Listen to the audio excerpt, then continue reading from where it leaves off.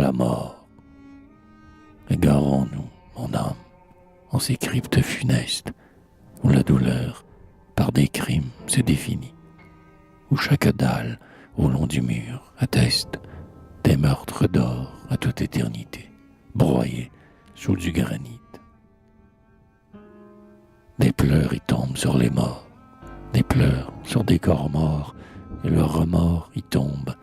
Des cœurs ensanglantés d'amour se sont aimés, se sont tués, quoique s'aimant toujours, et s'écoutent les nuits, et s'écoutent les jours, se taire et se pleurer parmi ces tombes. Le vent qui passe et que ces corridors respirent, par les pores et les fentes de leurs sépulcres, et moite et lourd et vieux de souvenirs. On écoute le soir la laine suspendue, et l'on entend des effluves voler et s'attirer, se frôler sous ces voûtes de marbre en sculpture tordue. La vie au-delà de la mort, encore vivante, la vie approfondie en épouvante, perdure là si fort qu'on croit sentir dans les murailles, avec de surhumains efforts, battre et s'exalter encore tous ces cœurs fous, tous ces cœurs morts qui ont vaincu leurs funérailles. Reposent là des maîtresses de rois dont le caprice et le délire ont fait se battre des empires, des conquérants dont les glaives d'effroi se brisèrent entre des doigts de femmes, des poètes clairs de leur ivresse et de leur flamme qui périrent en chantant l'air triste ou joyeux qu'aimait leur dame. Voici les ravageurs et les ardents dont le baiser masquait le coup de dent, les doux héros de la joie ineffable dont la mémoire enfleure en guirlande les fables, les violents et les battus du sort, ivres de l'inconnu que leur offrait la mort. Plus loin, les fous dont le vertige aimait l'abîme, qui dépassaient l'amour en y taillant un crime. Plus loin, les saints et les visionnaires, qui conquéraient le ciel à travers les tonnerres. Enfin, les princesses, les reines, mortes depuis quel temps et sur quel échafaud, quand le peuple portait des morts comme drapeau devant ses pas rués vers la conquête humaine.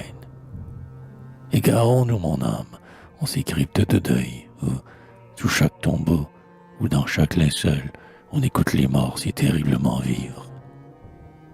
Leur désespoir superbe et leur douleur enivre, car, au-delà de l'agonie, ils ont planté si fortement et si tragiquement leur volonté, que leur poussière encore est pleine des ferments clairs de leur amour et de leur haine. Leur passion, bien qu'aujourd'hui s'envoie, s'entremorde comme autrefois, plus féroce, depuis qu'elles se sentent libres dans ce séjour de la clarté absente.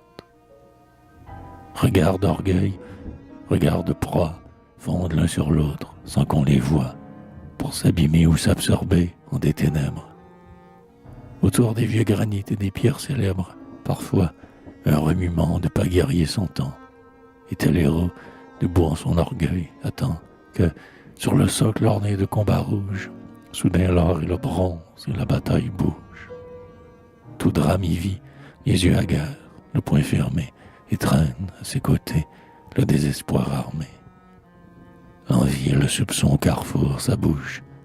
Des mots sont étouffés par des mains sur des bouches.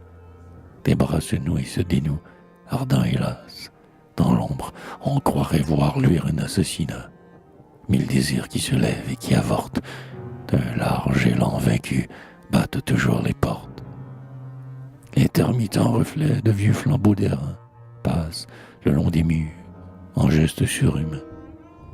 On sent autour de soi les passions bandées, sur l'arc silencieux des plus sombres idées. Tout est muet et tout est haletant. La nuit, la fièvre encore augmente et l'on entend un bruit pesant sortir de terre et se rompre les plombs et se fendre les biais. Oh, cette vie aiguë est toute en profondeur, si ténébreuse et muette, qu'elle fait peur. Cette vie âpre, où les luttes s'accroissent, à force de volonté, jusqu'à donner l'éternité pour mesure à son angoisse. Mon cœur, sens-tu, comme elle est effrénée en son affre dernière et sa ferveur damnée.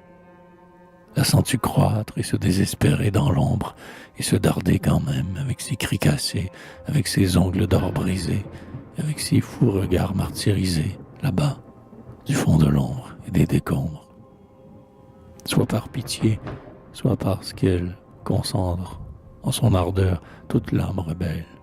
Incline-toi vers son mystère et sa terreur. Ô toi qui veux la vie, à travers tout, mon cœur. Pèse sa crainte et suppute ses rages, et son entêtement en ses conflits d'orage, toujours exaspéré jusqu'au suprême effort. Sans les effluves de joie et les reflux de peine passés dans l'atmosphère et enfiévrer la mort.